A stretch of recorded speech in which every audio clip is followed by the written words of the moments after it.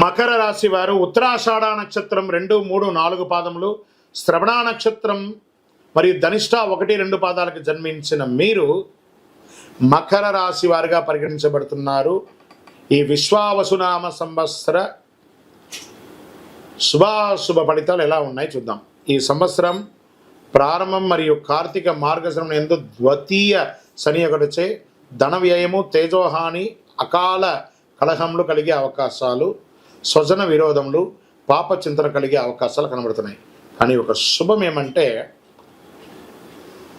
7.5 సంవత్సరాలుగా పడుతున్నటువంటి మీ యొక్క కష్టం తొలగి శని భగవానుడు స్థానం మారుతున్నాడు.